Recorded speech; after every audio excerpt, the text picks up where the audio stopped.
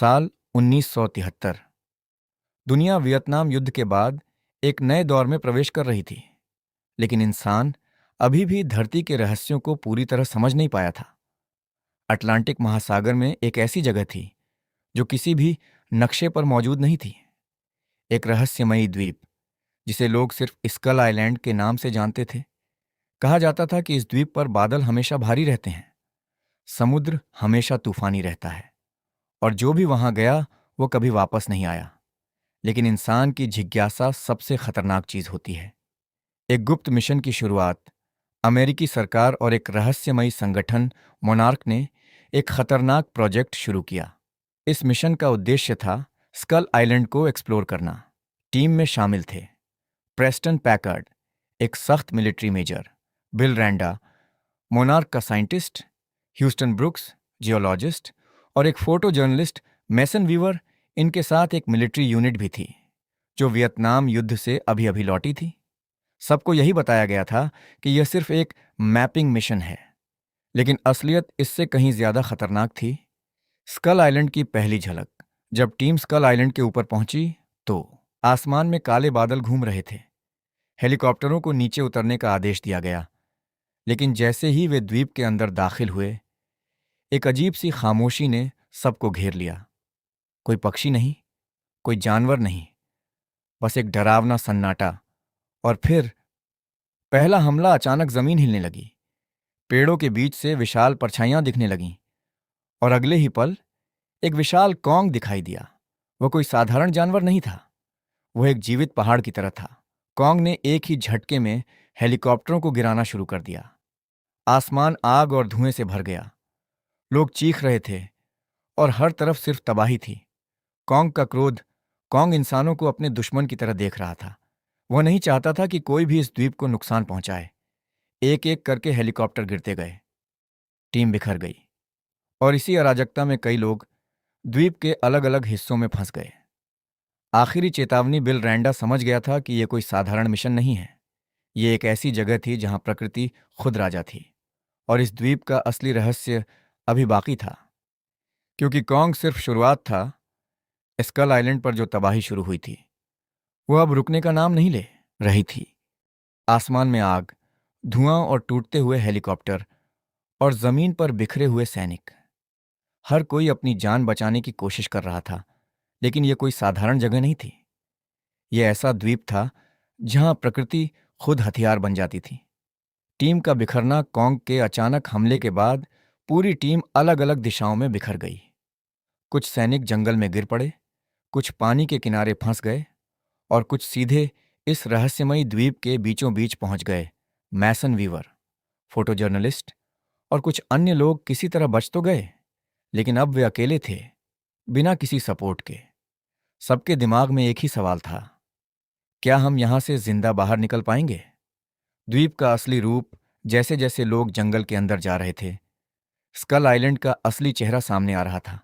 पेड़ इतने ऊंचे थे कि सूरज की रोशनी जमीन तक नहीं पहुंचती थी। हर तरफ अजीब आवाजें थीं, जैसे कोई चीज उन्हें देख रही हो।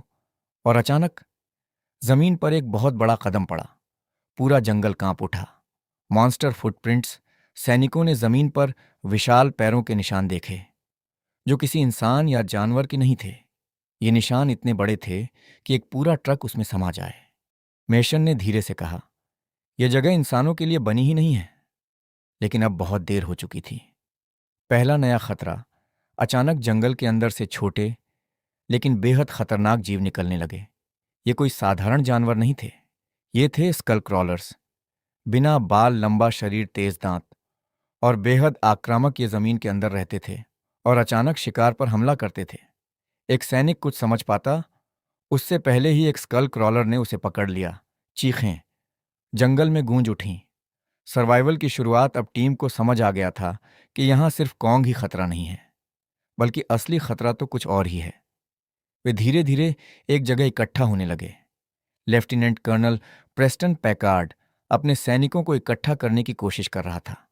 उसका मन अभी भी युद्ध मोड़ में था, लेकिन यह युद्ध इंसानों के खिलाफ नहीं था, यह प्रकृति के खिलाफ था। कौंग फिर से सामने। इसी बीच जंगल में एक और भयानक कंपन महसूस हुआ। पेड़ हिलने लगे, पानी में हलचल होने लगी और फिर अचानक कॉन्ग फिर से दिखाई दिया। लेकिन इस बार कुछ अलग था। वो सिर्फ हमला नहीं कर रहा था, वो किसी चीज को रोकने की कोशिश कर रहा था। जैसे उसे पता हो कि इस द्वीप में उससे भी बड़ा खतरा मौजूद है। एक छुपा हुआ सच। बिल रैंडा, मोनार्क साइंटिस्ट, अब गंभीर हालत में था। वह जान चुका था कि स्कल आइलैंड कोई साधारण जगह नहीं है। यहाँ नीचे जमीन के अंदर एक पूरा सिस्टम है और वहां से निकलने वाले जीव इंसानों के लिए बेहद खतरनाक हैं। उसने धीरे से कहा, कोंग इस द्वीप का राजा है, लेकिन वह यहाँ का सबसे बड़ा खतरा नहीं है। अंत का संकेत जैसे जैसे रात करीब आ रही थी, जंगल और भी खतरनाक हो रहा था। अंधेरा गहराता जा रहा था और दूर कहीं से अजीब सी आवाजें आ रही थीं, जो ये संकेत दे रही थीं कि असली युद्ध अभी शुरू भी नहीं हुआ है। स्कल आइलैंड की रात अब पूरी तरह उतर चुकी थी। जंगल में अंधेरा इतना गहरा था जैसे सूरज कभी उगा ही न हो। हर तरफ अजीब आवाजें, टूटते पेड़ों की चरमराहट और किसी विशाल चीज के चलने की आहट। टीम अब पूरी तरह डर और अनिश्चितता में थी, लेकिन उन्हें अभी तक यह समझ नहीं आया था कि असली खतरा सिर्फ जंगल नहीं, बल्कि जमीन के नीचे भी है। रात का पहला हमला अचानक जंगल के एक हिस्से में जोरदार चीख गूंजी। एक सैनिक भागते हुए आया, लेकिन उसकी हालत देखकर सब सन्न रह गए। उसके पीछे एक विशाल परछाई थी और अगले ही पल जमीन फट गई। एक स्कल क्रॉलर बाहर निकला। यह जीव पहले से कहीं ज्यादा भयानक था। उसका शरीर लंबा, खून से सना हुआ और आंखें पूरी तरह भूखी थीं। उसने तुरंत एक सैनिक को पकड़ लिया। चीखें गूंज उठीं और जंगल एक बार फिर खून से भर गया। पैकर्ड का बदला मोड।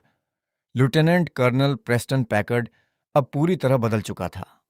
वह अपने सैनिकों को आदेश देने लगा, सब हथियार तैयार करो, हम इस चीज को खत्म करेंगे। उसके लिए यह अब मिशन नहीं रहा था, यह बदला बन चुका था। उसने हेलीकॉप्टर के गन और भारी हथियार निकालने शुरू कर दिए। लेकिन समस्या ये थी, यह दुश्मन किसी भी इंसानी हथियार से कमजोर नहीं था। कॉन्ग की एंट्री, पहला बड़ा बैटल। जैसे ही स्कल क्रॉलर्स का हमला बढ़ा, जमीन अचानक जोर से कांपी। पेड़। फिर उसने अपनी विशाल मुट्ठी से जमीन पर वार किया। पूरा जंगल हिल गया। Epic fight begins. अब असली लड़ाई शुरू हो चुकी थी।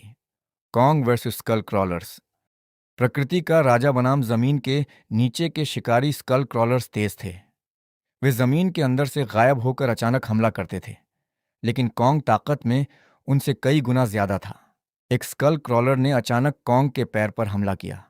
कॉन्ग दर्द में दहाड़ा, लेकिन अगले ही पल उसने उसे पकड़कर पेड़ से मार दिया। पेड़ टूट गया और पूरा जंगल कांप उठा। इंसानों की गलती, पैकर्ड और उसकी टीम ये सब देख रही थी, लेकिन वह डर नहीं रहा था, बल्कि गुस्से में था। उसने सोचा, कॉन्ग भी एक जानवर है और ये क्रॉलर्स भी, दोनों को खत्म करना होगा। उसने भारी मशीन गन से दोनों तरफ फायरिंग शुरू कर दी, लेकिन यह सबसे बड़ी गलती थी।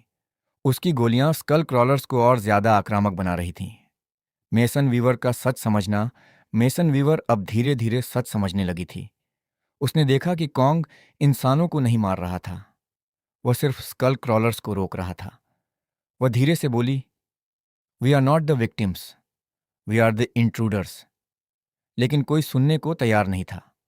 बिल रांडा की अंतिम बात। बिल रांडा अब बहुत कमजोर हो चुका था। मरने से पहले उसने मेसन से कहा, कॉन्ग यहाँ का राजा नहीं है, वह सिर्फ एक प्रोटेक्टर है, असली खतरा नीचे है। और फिर उसने आखिरी सांस ली।